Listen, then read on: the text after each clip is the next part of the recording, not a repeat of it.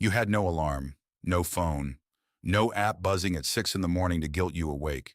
And yet every single day, without fail, you got up. Not because you wanted to, not because you felt inspired. You got up because if you didn't eat. There was no fridge to raid at midnight, no delivery app, no leftovers from 3 days ago. If the sun came up and you stayed still, that was the day your body started running out of options. So you moved.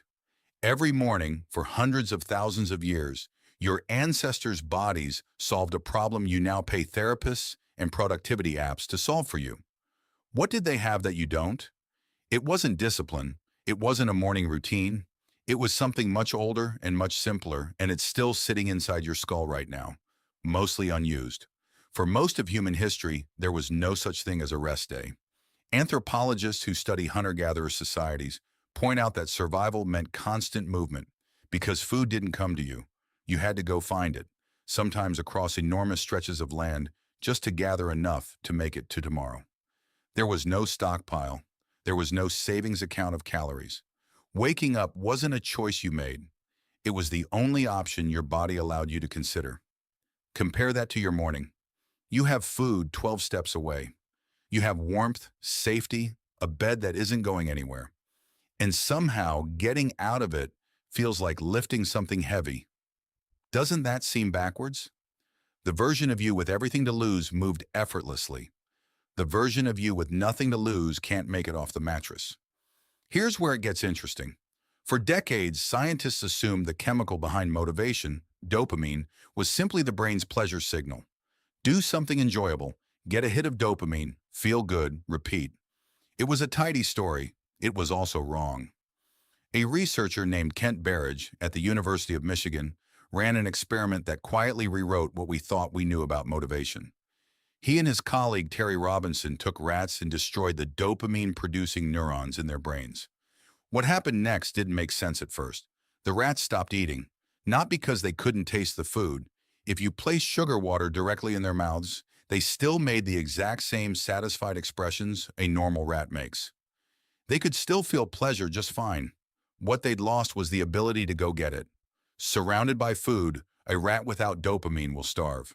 Not because it doesn't want to feel good, because nothing in its brain is telling it that walking across the cage is worth the effort. That single finding flipped the entire model. Dopamine was never really about pleasure. It's about wanting.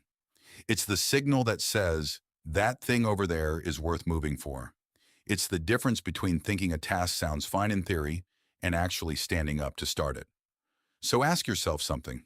When was the last time your brain genuinely believed that getting up was worth the effort? For your ancestors, that signal fired on its own, every single morning, because the stakes were real. No food meant no tomorrow. Their wanting system didn't need convincing. It was wired directly into survival. But your brain runs on the same circuitry in a world that removed almost all the stakes. Nothing is chasing you. Nothing is starving you. So the system that once fired automatically now sits there, waiting for a reason it rarely gets.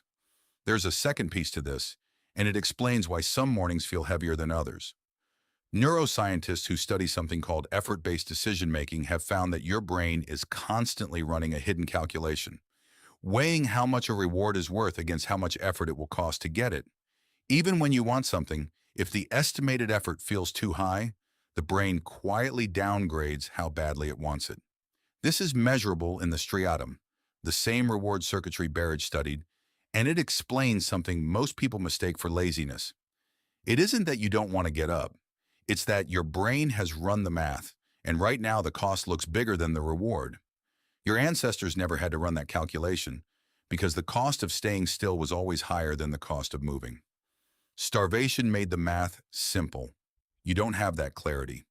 Everything you need is already within reach, which quietly tells your brain that nothing urgent is at stake, which is exactly why some mornings you can lie there for 20 minutes, fully awake, doing nothing, waiting for a signal that was never going to come on its own. So what do you actually do with this? You can't manufacture starvation, and you shouldn't want to, but you can borrow the same principle your ancestors ran on without knowing it. Real stakes create automatic motivation. Vague intentions don't. Telling yourself you should exercise today produces almost nothing because there's no cost attached to skipping it. But committing to something with a real consequence, a person expecting you, a deadline with a price for missing it, a visible tracker you don't want to break, recreates a small modern version of the same pressure that used to get you moving without a single thought. It also means the guilt you feel some mornings was never really about weakness. Your wanting system was simply never triggered. Understanding that changes what you do next. Instead of trying to force motivation through sheer willpower, you build small, artificial stakes that give your ancient circuitry something real to respond to. You had no alarm, no phone, no app buzzing at 6 in the morning to guilt you awake. What you had was a brain that never needed convincing because it was built for a world that gave it a reason every single day. Your job now isn't to find more willpower. It's to give that same brain a reason worth getting up for.